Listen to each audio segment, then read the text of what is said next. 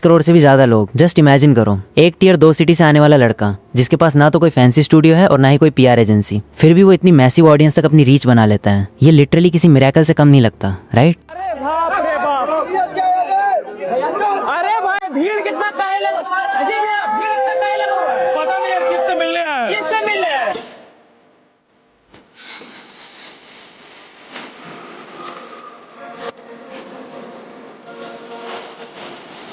आज के इस डिकोडिंग सेशन में हम सिर्फ डेटा और बोरिंग फैक्ट्स की बात नहीं करेंगे, बल्कि इस 15 मिलियन वाले मैसिव नंबर के पीछे की रियल स्टोरी को समझेंगे। ये नंबर सिर्फ एक grass root creator Aryan Calvin का डिजिटल वर्ल्ड में डोमिनेंस शो नहीं करता, बल्कि अपने आप में एक मास्टर क्लास है। अब अगर किसी को लगता है कि ये सब सिर्फ पुराने फॉलोअर्स का कमाल है, तो आर्यन का ये क्लेम सारे डाउट्स क्लियर कर देता है। उनका कहना है कि आज की डेट में अगर वो एक वीडियो ड्रॉप करते हैं तो वो सिर्फ 3 से 4 घंटे के अंदर 50 मिलियन व्यूज क्रॉस कर जाता है।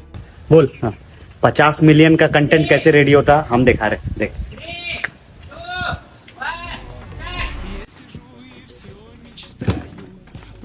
अरे पापा, ये पापा ये कहाँ जा रहे हैं पापा? मेरा साथ ये नहीं होगा पापा, सब्जी ये नहीं देगा ये हम लोग।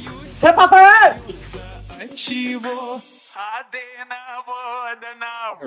एल्गोरिथम 50 मिलियन व्यूज, वो भी कुछ ही घंटों में। वायरल होने की ऐसी क्रेजी स्पीड और स्केल देखकर तो आजकल के बड़े बड़े ब्रांड्स और सेलिब्रिटीज के भी होश उड़ जाएं। तो सवाल ये आता है कि आखिर इस अनबिलीवेबल सक्सेस के पीछे का अल्टीमेट सीक्रेट क्या है? The creator's playbook, decoding Aryan Calvin. आज के इस एक्सप्लेनर वीडियो में हम इस सक्सेस को सिर्फ ऊपर से एनालाइज नहीं करेंगे, हम उन स्ट्रेटेजीज, उस हसल और उस स्पेशल माइंडसेट की डेप्थ में जाएंगे जिसने एक नॉर्मल से लड़के को इंटरनेट सेंसेशन बना दिया। तो चलिए सोर्स मटेरियल के बेसिस पे इस पूरी जर्नी को step by step break down करते हैं और देखते हैं कि बिहाइंड द सीन्स एक्चुअली में चल क्या रहा था। Section 1, from Dhanbad to viral stardom. India की कोल कैपिटल यानी धनबाद, जहां मोस्टली कोयले की खदानों और ट्रेडिशनल इंडस्ट्रीज की बात होती है, वहां से कंटेंट क्रिएशन और एंटरटेनमेंट का एक बिल्कुल फ्रेश और यूनिक रास्ता कैसे निकला, चलो इसको समझते हैं।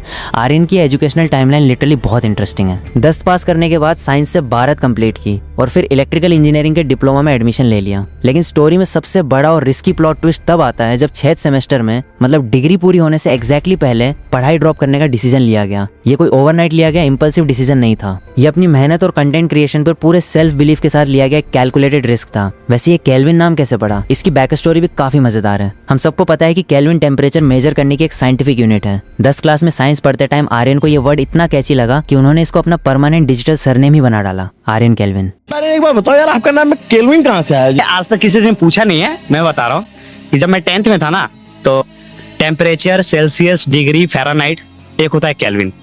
वहां से केल्विन को पिक किया, लगा दी, तो हो गया आर्यन कैल्विन। सेक्सुअल में आपका क्या नाम है? वो आईडी पे लिखा हुआ है, ऐसे हम रिवील नहीं करना चाहते क्योंकि वो नाम आज के डेट में खत्म है। आज के डेट में आर्यन कैल्विन है। और सरप्राइजिंग बात तो ये है कि ये नाम उनकी रियल आइडेंटिटी पे इतना डोमिनेट कर चुका है कि अब उनके चाइल्डहुड फ्रेंड्स और यहाँ तक कि पेरेंट्स भी उन्हें घर पे असली नाम से नहीं बल्कि कैल्विन कहकर ही बुलाते हैं। Section 2, cracking the content algorithm. अब हम उन स्ट्रेटेजिक डिसीजंस को डिकोड करेंगे जिन्होंने इस रीच को इतने मैसिव स्केल पे वायरल कर दिया। आखिर ऐसी कौन सी ट्रिक थी जिसने सीधा एल्गोरिदम को ही हैक कर लिया? अगर कंटेंट फिलॉसफी की बात करें तो ये इस पूरी सक्सेस स्टोरी का सबसे क्रूशियल एलिमेंट है। इंटरनेट पर हम अक्सर देखते हैं कि लोग व्यूज के लिए गरीबी का रोना रोते हैं, जिसे पॉवर्टी पॉर्न भी कहते हैं, ताकि ऑडियंस आराम से इमोशनल हो जाए। पर आर्यन ने एक बिल्कुल हटके रास्ता चुना। उन्होंने गरीबी और मिडिल क्लास स्ट्रगल्स को कॉमेडी के टच के साथ लोगों के सामने प्रेजेंट किया। लोन रिकवरी वालों का घर आना हो या मिडिल क्लास फैमिलीज की डेली लाइफ की प्रॉब्लम्स, इन सिचुएशंस को इतने एंटरटेनिंग वे में दिखाया गया कि लोग हंसे भी और खुद को उन स्टोरीज से डीपली रिलेट भी कर पाए। और इस ब्रिलियंट एग्जीक्यूशन के पीछे का प्रोसेस सुनकर आप लिटरली शॉक हो जाएंगे। हॉलीवुड या गैंगस्टर मूवीज को सिर्फ टाइम पास के लिए नहीं देखा, बल्कि उन्हें एक लर्निंग टूल की तरह यूज करके कैमरा मोशन को डीपली स्टडी किया गया।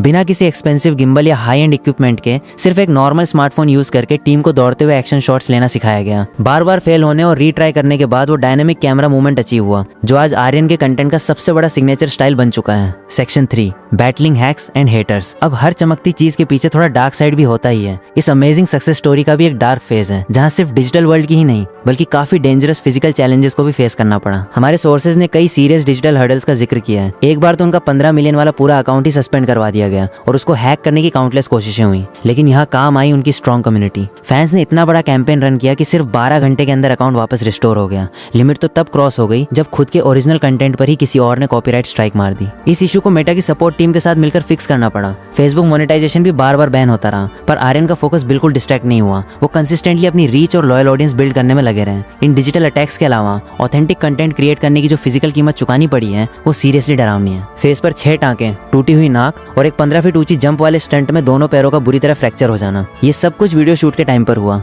ये क्लियर दिखाता है कि कैमरे के सामने जो कॉमेडी हमें इतनी एफर्टलेस लगती है उसके पीछे कितनी एक्सट्रीम और इंटेंस डेडिकेशन छिपी है। ट्रस्ट मी, ये कोई बच्चों का खेल नहीं है। Section 4, the power of smart work. यहीं से वो सॉलिड माइंडसेट हाईलाइट होता है जिसने एक सोलो क्रिएटर को एक सस्टेनेबल डिजिटल बिजनेस लीडर में ट्रांसफॉर्म कर दिया।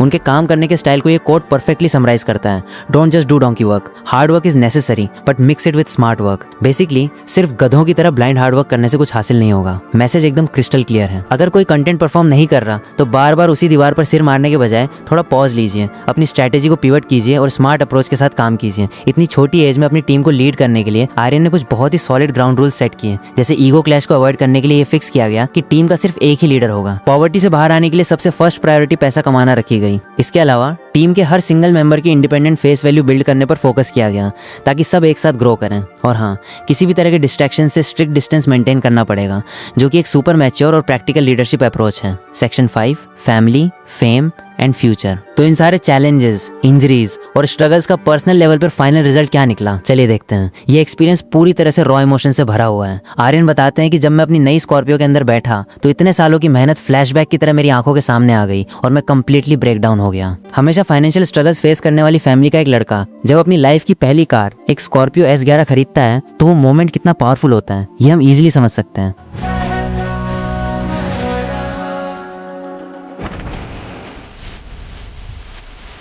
ये सिर्फ लोहे की बनी एक गाड़ी नहीं थी, ये सालों के स्ट्रगल की सबसे बड़ी ट्रॉफी थी। और इस सक्सेस ने सिर्फ उनका बैंक बैलेंस ही नहीं बदला बल्कि सोसाइटी और आस पड़ोस के लोगों का पर्सपेक्टिव भी 180 डिग्री फ्लिप कर दिया है। पहले जो लोग ताने मारते थे और आर्यन को आवारा बोलकर उनके फादर का मजाक उड़ाते थे, आज वही सेम लोग उन्हें फुल रिस्पेक्ट देते हैं। सिचुएशन ये है कि आज जब उनकी मॉम मार्केट से वापस आती हैं तो पड़ोसी खुद आगे आकर उनका सामान घर तक ड्रॉप करने आते हैं। सच कहूँ तो यही रिस्पेक्ट इस लॉन्ग और टफ जर्नी की सबसे अल्टीमेट विक्ट्री है। तो अब नेक्स्ट क्या होने वाला है? आगे का विजन भी एकदम सॉर्टेड है। पहला स्टेप है इंस्टाग्राम पर अपने कंटेंट और रूट्स को और भी स्ट्रॉन्ग बनाना। दूसरा फोकस है अपनी टीम और प्रोडक्शन क्वालिटी को नेक्स्ट लेवल पर अपग्रेड करना। और सबसे इंटरेस्टिंग है उनका थर्ड गोल। अब उन्हें सिर्फ डिजिटल स्पेस तक लिमिटेड नहीं रहना है, मेन स्ट्रीम सिनेमा और बड़े OTT प्लेटफॉर्म्स की तरफ मूव करने की पूरी प्रिपरेशन ऑन ट्रैक है। बेसिकली अब इस बड़े समंदर में डाइव लगाने का परफेक्ट टाइम आ चुका है। आज के इस एक्सप्लेनर को रैप अप करने से पहले एक क्वेश्चन हम सबको अपने आप से पूछना चाहिए। अगर 10 क्लास की साइंस के एक छोटे से वर्ड और एक नॉर्मल स्मार्टफोन का यूज करके स्मार्ट वर्क के दम पर इतना मैसिव डिजिटल एम्पायर खड़ा किया जा सकता है, तो हमारे आसपास ऐसे कौन से हिडन टूल्स हैं जो हमारी नेक्स्ट बिग सक्सेस के डोर्स ओपन कर सकते हैं? ये रियली में सोचने वाली बात है, राइट? तो बस इस केस स्टडी को डिकोड करने के प्रोसेस में हमारे साथ जुड़ने के लिए thank you so much. Take care and good bye.